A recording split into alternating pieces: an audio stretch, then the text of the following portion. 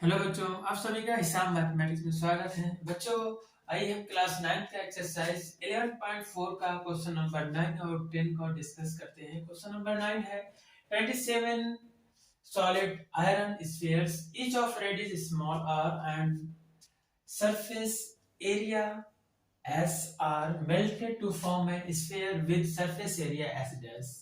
Find the radius r dash of new sphere and second है ratio of the s and s dash. लोहे के 27 ठोस गोलों को पिघलाकर जिनमें प्रत्येक की त्रिज्या स्मॉल r है और पृष्ठीय क्षेत्रफल s है, एक बड़ा गोला बनाया जाता है जिसका पृष्ठीय क्षेत्रफल s डैश है। ज्ञात कीजिए। पहला ज्ञात करना है नए गोले की त्रिज्या r डैश, दूसरा निकालना है s और s डैश का अनुपात निकालना है। इस प्रकार से इस क्वेश्चन में हमें क्या कह रहा है कि 27 गोले हैं, छोटे गोले हैं। कितने हैं? 27 गोले हैं। इस तरीके से कितने हैं? 27 है। टोटल 27 गोले इस तरीके से हैं। और इनमें ये भी कह रहा है कि जो छोटे गोले की जो त्रिज्या है वो क्या है? स्मॉल r है। ठीक है। और इनका जो सरफेस एरिया है छोटे गोले का वो है s। सरफेस एरिया s है, हर एक गोले का यही है। इस प्रकार से कितने हैं हमारे पास? इस प्रकार से हमारे पास 27 स्फीयर्स हैं, 27 गोले हैं। फिर कह रहा है इनको पिघलाकर एक बड़ा गोला बनाया जा रहा है। इनको मेल्ट करके एक बड़ा स्फीयर बनाया जा रहा है। इसको अगर हम पिघला दें एक बड़ा गोला बना देते हैं। इस तरीके से बड़ा गोला या एक लार्ज स्फीयर बन गया, न्यू स्फीयर बन गया। इसकी रेडियस हमें फाइंड करने की बात कर रहा है। r के टर्म में मान लेते हैं इसकी रेडियस स्मॉल r डैश है। और ये भी कह रहा है कि इसका जो सरफेस एरिया जो हमारा न्यू स्फीयर बनेगा इसकी सरफेस एरिया s डैश है। तो पहले क्वेश्चन में क्या कर रहा है? पहले पार्ट में पूछ रहा है कि इसकी रेडियस r डैश को फाइंड करो in the term of small r। And second में पूछ रहा है कि जो हमारा एक छोटे गोले का जो सरफेस एरिया स्मॉल स्फीयर का जो सरफेस एरिया है और फिर जो हमारा न्यू स्फीयर का सरफेस एरिया s डैश इनका रेशियो बताना है। तो इसको हम करते हैं यहाँ पे। तो इसका फर्स्ट पार्ट हमारा है radius of small sphere. Small और दिया हुआ है हमें एक छोटे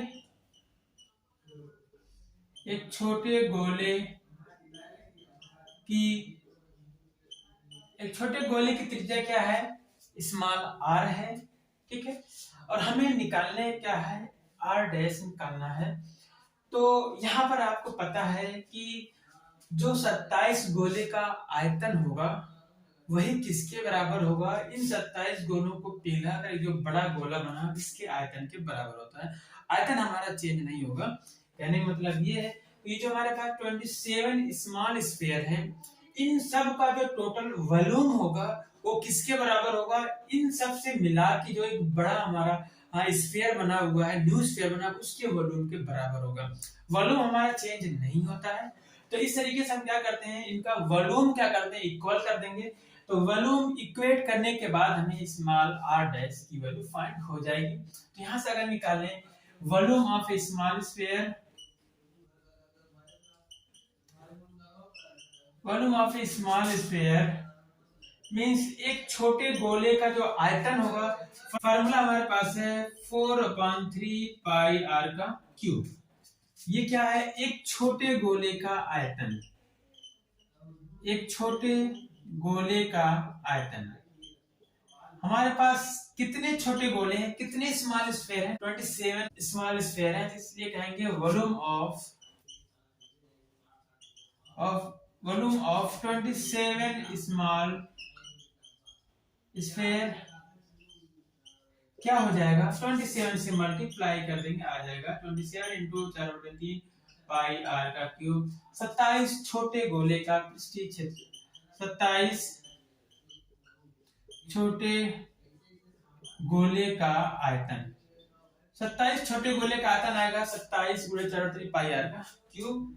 अब बड़ा रेडियस मान लेते हैं हमारे पास। Let radius of new sphere, let radius of new sphere means जो नया गोला, जो बड़ा गोला बना है उसकी रेडियस स्मॉल r डैश मान लेते हैं। r डैश निकालना है। ठीक है। अब क्या होगा कि वॉल्यूम क्या हो जाएगा इसका? इसलिए volume of a new sphere, new sphere का जो वॉल्यूम है वो आपका क्या होगा 4/3 पाई r डैश, क्योंकि रेडियस क्या हमारी r डैश है तो इसका जो वॉल्यूम होगा 4/3 पाई r डैश का क्यूब होगा। तो कहेंगे नए गोले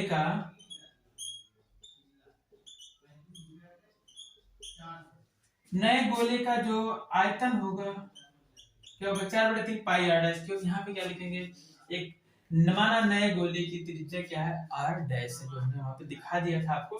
इसका स्फीयर का वॉल्यूम ये हो गया। अब हमें पता है जो 27 छोटे गोले का जो आयतन है वो किसके बराबर है, एक बड़े नए गोले के आयतन के बराबर है।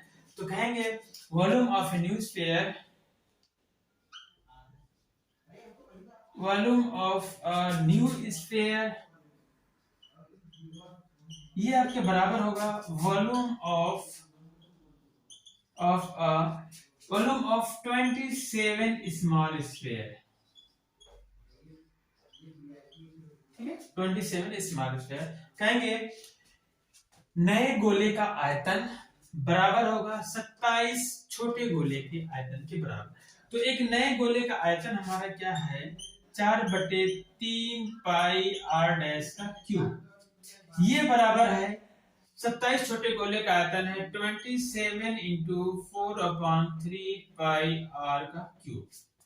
तो यहाँ से r डैश की वैल्यू निकालनी है तो हम r डैश का क्यूब इज इक्वल टू इन सबको इधर लेके आएंगे तो डिवाइड हो जाएगा 27 इंटू 4/3 पाई r का cube divide by 4/3 into pi, बस यहीं पर होगा 4/3 इंटू पाई, क्योंकि r डैश यहीं पर रह गया है। अब ये 4/3 से कैंसिल हो गया, पाई से कैंसिल हो गया, तो हमारे पास कितना बचा 27r का क्यूब बचा।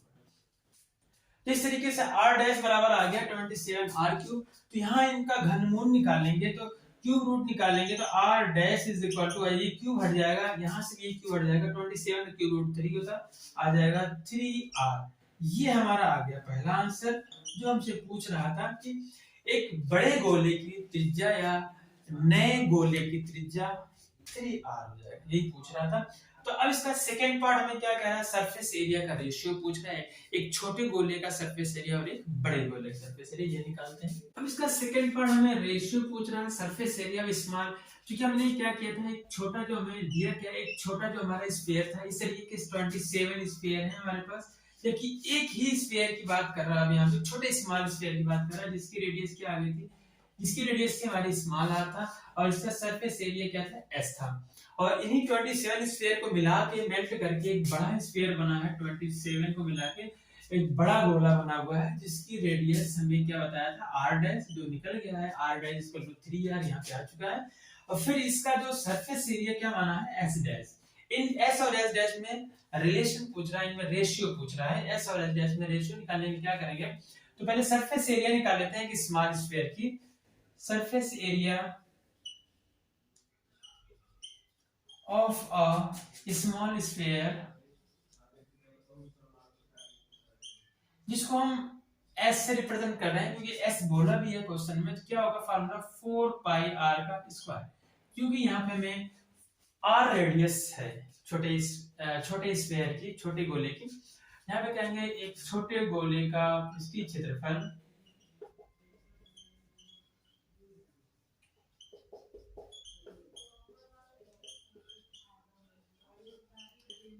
क्षेत्रफल क्या है s है, s बराबर 4 पाई r स्क्वायर हो गया। अब एक बड़े गोले का पृष्ठीय क्षेत्रफल निकाल लेंगे, surface area of a new sphere, इसकी बात हो रही है s डैश की, मतलब नए गोले का पृष्ठीय क्षेत्रफल क्या है यहाँ पे s डैश है, s डैश इसका लो क्या होगा 4 पाई r डैश का स्क्वायर, जबकि पता है r डैश हमारा क्या आया था 3r के इक्वल आया था, तो यहाँ पे रख देंगे क्या आएगा 4 पाई r डैश क्या रखेंगे 3r का स्क्वायर, तो यहाँ से हो जाएगा हमारा 4 पाई इंटू 3 इज 9r का स्क्वायर, ये s डैश आया है। अब हमें क्या है हमें रेशियो पूछा था, नाउ अब क्या पूछा है, S अपॉन S डैश, तो S अपॉन S डैश कितना आएगा, S हमारा कितना है 4 पाई r का स्क्वायर, और S डैश कितना आ गया 4 पाई इंटू 9 r का स्क्वायर, तो 4 पाई से कैंसिल हो गया, r स्क्वायर से कैंसिल हो गया, इज इक्वल टू 1 अपॉन 9। तो इस तरीके से हमारा जो रेशियो पूछा था S ratio S1 is equal to आएगा 1:9। तो इस तरीके से ये हमारा क्वेश्चन नंबर 9 कंप्लीट हो गया है। इसके बाद हम देखते हैं क्वेश्चन नंबर 10 को। तो बच्चों ये हमारा क्वेश्चन नंबर 10 है, एक्सरसाइज 11.4 का लास्ट क्वेश्चन है। A capsule of medicine is in the shape of a sphere of diameter 3.5 millimeter. How much medicine in millimeter cube is needed to fill this capsule?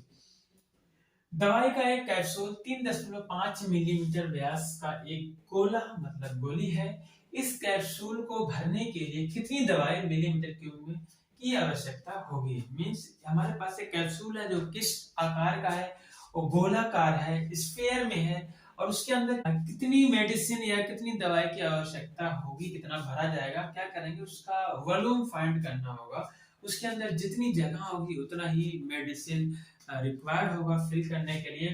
तो उसकी जगह निकालने के लिए हमें क्या निकालना पड़ता है, वॉल्यूम फाइंड करना होता है उसके अंदर स्फीयर का वॉल्यूम निकालने के। तो यहाँ से हमें दिया है जो उसको ले लेते हैं। पहले हमें दिया है डायमीटर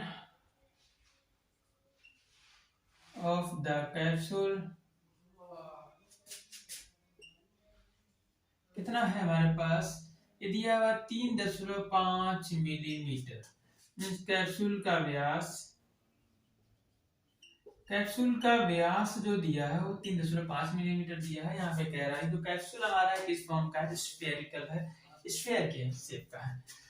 तो यहाँ पे इसलिए हमारा रेडियस क्या हो जाएगा कैप्सूल की, जो स्फेरिकल शेप का है, रेडियस या त्रिज्या बात करें, त्रिज्या हमारी क्या हो जाएगी, स्मॉल r बराबर 3.5 डिवाइड 2 मिलीमीटर। 2 से डिवाइड करेंगे रेडियस आ जाएगा। हमें क्या निकालना, वॉल्यूम निकाल लेते हैं, वॉल्यूम ऑफ द कैप्सूल। तो हो जाएगा volume of the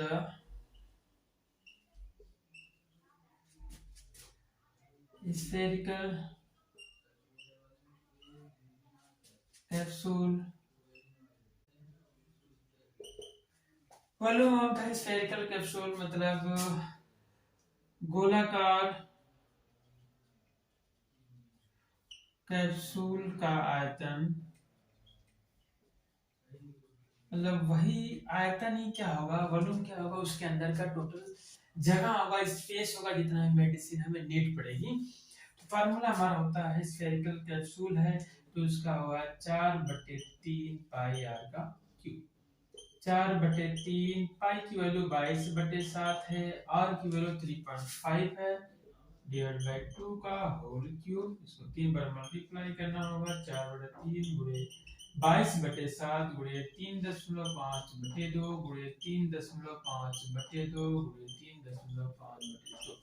3 bar multiply कर लिया हमने। अब यहाँ पे थोड़ा कैंसिल आउट कर लेते हैं, जो कट सकता हो 7 से कट करेंगे, ये कट जाएगा, 7×5 0.5 आ गया। फिर 2 से कट जाएगा, 2 दूनी 4 आ जाएगा, फिर इस 2 से ये 2 कट जाएगा, फिर यहाँ इस 2 से कट जाएगा, 2 का नाम 2, 2 का नाम 2। यहाँ पे क्या आ जाएगा, सिर्फ यहाँ बचा 11 गुणे 0.5 इंटू 3.5 इंटू 3.5 डिवाइड बाई पूरे का बचा 3। तो यहाँ से ऊपर का पूरा मल्टीप्लाई करके 3 से डिवाइड कर लेंगे तो हमारा आंसर आ जाएगा। तो यहाँ से अगर हम इन सब का मल्टीप्लाई कर लें और 3 से डिवाइड कर लें तो हमारे पास आता है 22.4583 मिलीमीटर का क्यूब। ठीक है, अगर अप्रोक्सीमेटली वैल्यू ले लें इज इक्वल टू कितना आ जाएगा, 22.4 या जोड़ के 6 आ जाएगा मिलीमीटर क्यूब। ये वैल्यू हमारी अप्रोक्सीमेटली वैल्यू है, अप्रोक्स वैल्यू है। तो कहने का मतलब ये है कि इतनी जगह है, इतना मिलीमीटर क्यूब हमें मेडिसिन की जरूरत होगी उसको भरने की। Thus required quantity of medicine मतलब ये कि एक कैप्सूल में मेडिसिन भरने की जो अमाउंट होगा कितना होगा, 22.46 मिलीमीटर का क्यूब। इस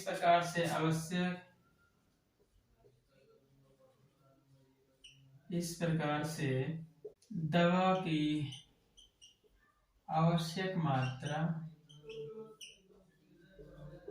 इस प्रकार से दवा की आवश्यक मात्रा कितनी होगी, 22.46 मिलीमीटर का क्यूब। मतलब एक कैप्सूल में जो मेडिसिन की रिक्वायरमेंट होगी कितने मिलीमीटर क्यूब की रिक्वायरमेंट होगी। तो इस तरीके से हमारा क्वेश्चन नंबर 10 भी यहाँ पे कंप्लीट होता है। तो इस प्रकार से बच्चों हमारा जो एक्सरसाइज 11.4 है वो भी क्या होता है, कंप्लीट होता है। तो ओके बच्चों, have a nice day, take care.